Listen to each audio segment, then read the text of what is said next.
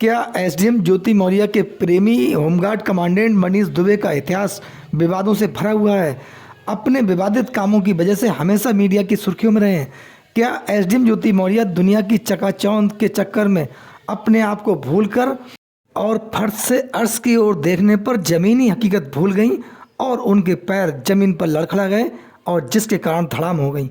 नमस्कार इंडियंस, मैं आपका दोस्त देवेंद्र पटेल अपना इंडिया से आज के एपिसोड में आपका बहुत बहुत स्वागत और अभिनंदन है। दोस्तों, आज हम आपसे बात करेंगे एसडीएम ज्योति मौर्य के उन अनसुने पहलुओं की, मनीष दुबे के उन अनसुने पहलुओं की जिनको लेकर मनीष दुबे आए दिन सुर्खियों में रहे और एसडीएम ज्योति मौर्य के साथ नाम जोड़ने के बाद एसडीएम ज्योति मौर्य भी काफ़ी सुर्खियों में रही। और ज्योति मौर्य की जो ज़मीनी हकीकत है वो क्या है, मनीष दुबे की जो ज़मीनी हकीकत है वो क्या है, उस पर हम आप लोगों से आज विस्तार से चर्चा करेंगे, बात करेंगे और आपको बताएंगे कि ये पूरे प्रकरण में एसडीएम ज्योति मौर्य का मामला क्या है, एसडीएम ज्योति मौर्य कहाँ पिछड़ गई या कहीं समझने में भूल कर गई। दोस्तों, पहले हम आपसे बात करेंगे मनीष दुबे की। मनीष दुबे होमगार्ड कमांडेंट अपने पद पर जब से बने, जब से इनकी पुलिस विभाग में नियुक्ति हुई, उसके बाद ये विवादित रहे। मनीष दुबे जब भी जिस जिला में पोस्टेड रहे, जहाँ पर भी रहे, उनका विवाद कहीं ना कहीं होमगार्ड से रहा, अपने अधीनस्थ अन्य कर्मचारियों से रहा।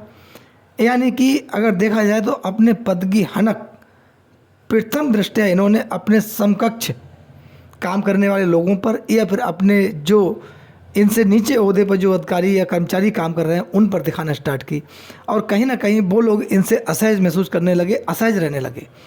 इसके चलते मनीष दुबे अमरोहा में पोस्टेड रहे होमगार्ड कमांडेंट। वहाँ पर इनका होमगार्ड से विवाद रहा और उन होमगार्ड्स का दोष क्या था? केवल इतना दोष था कि एक बार वो अपने संगठन में चले गए और संगठन में जाने की वजह से उनके नाम मीडिया में आ गए। होमगार्ड कमांडेंट साहब को ये बात बर्दाश्त नहीं हुई कि एक होमगार्ड जिसके नाम मीडिया में आ रहे हैं, यानी कि वो कहीं ना कहीं चर्चित या पॉपुलर हो सकते हैं और मैं होमगार्ड कमांडेंट मनीष दुबे हूँ, मेरा नाम मीडिया में ही आना चाहिए। जबकि ये लोग होमगार्ड हैं, इनके नाम प्रेस में कैसे छप गए, मीडिया में कैसे आ गए, ये लोग कहीं ना कहीं पॉपुलर हो सकते हैं। ये हनक अपने पद की मनीष दुबे से बर्दाश्त नहीं हुई और उन होमगार्ड्स के खिलाफ इन्होंने कार्रवाई स्टार्ट कर दी।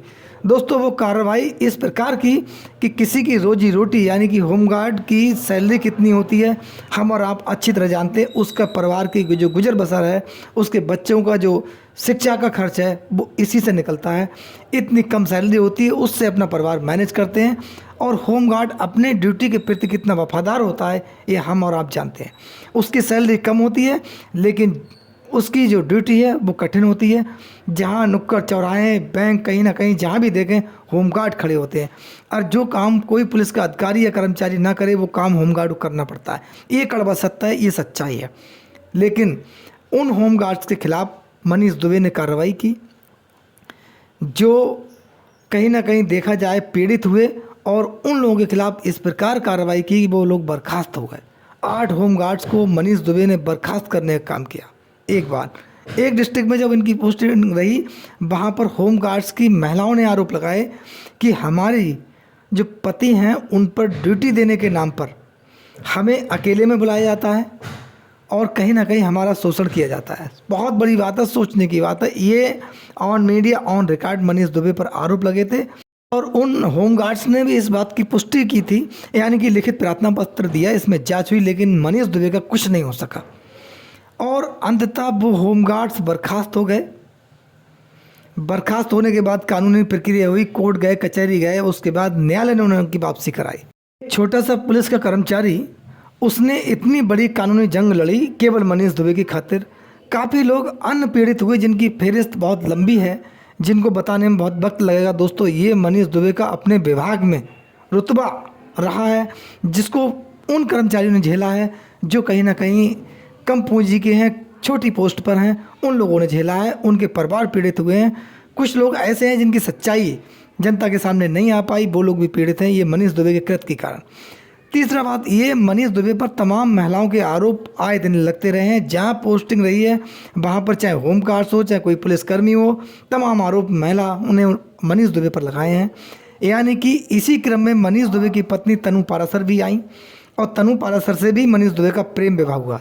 लेकिन सबसे बड़ी बात यह है कि तनु पाराशर ने विवाह के बाद जब मनीष दुबे से उनका विवाद हुआ तब मनीष दुबे पर बहुत बड़े आरोप लगाए और उन्होंने कहा कि मनीष दुबे का मुझसे विवाह होने से पूर्व अन्य महिलाओं के साथ विवाह हो चुका है, यानी कि अन्य 3 महिलाओं से मनीष दुबे ने शादी कर ली है और उनके साथ भी वही बर्ताव किया है जो आज मेरे साथ हो रहा है।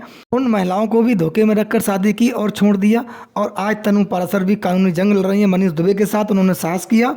यानी कि देखा जाए तो मनीष दुबे का जो इतिहास है वो कहीं ना कहीं विवादों से घिरा हुआ है। इसी बीच में एक बहुत बड़ा ट्विस्ट आता है एसडीएम ज्योति मौर्य का, जिनका नाम मनीष दुबे के साथ जुड़ा। किस प्रकार जुड़ा, उनके पति ने किस प्रकार के जो आरोप लगाए थे वो हमने और आपने देखे सुने, यानी कि गंभीर प्रवृत्ति के आरोप थे। उसमें मनीष दुबे का नाम सामने आया। एसडीएम ज्योति मौर्य इस दुनिया की चकाचौंध को समझ नहीं पाई क्योंकि वो नई नई एसडीएम बनी थी, वो दुनिया की सच्चाई से वाकिफ नहीं थी क्योंकि उनका जो परिवार था वो मिडिल क्लास का परिवार था। उनके पति 4th क्लास कर्मचारी थे, उनके फादर इन लॉ एक अध्यापक थे और आलोक मौर्य ने बहुत सहयोग करके, बहुत प्रयास करके, अपने अथक प्रयास के द्वारा एसडीएम ज्योति मौर्य का शिक्षा में सहयोग करके उनको एसडीएम बनाने में कहीं ना कहीं बहुत बड़ी सहायता दी, बहुत बड़ी भूमिका अदा की। इस बात को एसडीएम ज्योति मौर्य नहीं समझ पाई, वो अपनी ज़मीनी हकीकत को समझने में नाकाम रही। इस चकाचौंध की ज़िंदगी में उन्होंने अपने पैर फर्श से अर्श की ओर उठा लिए, जिससे कि वो उनके पैर लड़खड़ा गए और वो इस प्रकार से गिरी कि उनका सामाजिक स्तर, ज़मीनी स्तर जो था वो ख़त्म हो गया। एक प्रकार से उन्होंने देखा जाए तो अपना पूरा कैरियर ख़राब जैसा कर लिया क्योंकि आज वो समाज के सामने खड़े होने में अक्षम है। समाज के सामने कभी एसडीएम ज्योति मौर्य अपने आप को स्थापित करने में सफल नहीं हो सकती क्योंकि उनका स्तर काफ़ी नीचे गिर चुका है, सामाजिक स्तर। दोस्तों, यहाँ पर सोचने की बात यह है, धन संपदा एक अलग चीज़ होती है लेकिन व्यक्ति का जो सामाजिक स्तर होता है वो भी अपने आप में एक मायने रखता है, जो एसडीएम ज्योति मौर्य ने कहीं देखा जाए तो खो दिया, जिसे हासिल करना एसडीएम ज्योति मौर्य के लिए अपने इस जीवन काल में असंभव है। दोस्तों, यहाँ पर हमने जो प्रकाश डाला है वो मनीष दुबे के उन कृत्यों पर डाला है, एसडीएम ज्योति मौर्य के द्वारा जो कृत्य किए गए उन पर डाला है, क्योंकि ये दोनों प्रशासनिक अधिकारी हैं। इनके व्यवहार और चाल चलन और इनकी कार्यशैली जो है वो का असर सीधे सीधे देश की जनता पर पड़ता है। एसडीएम ज्योति मौर्य पर काफ़ी भ्रष्टाचार के आरोप लगे, उनके पति ने ही लगाए, उन पर अवैध धन वसूली के आरोप लगे, यानी कि मनीष दुबे पर भी अवैध संपत्ति के आरोप लगे हुए हैं। इस पर देश की जनता का भी हक बनता है कि उन पर जांच हो, उनके खिलाफ कानूनी कार्रवाई हो। एसडीएम ज्योति मौर्य और मनीष दुबे पर जिस प्रकार से अवैध संपत्ति के जो आरोप लगे वह देश की जनता, देश हित में नहीं है क्योंकि ये दोनों प्रशासनिक अधिकारी हैं, इनके कृत्य क्षम्य नहीं है।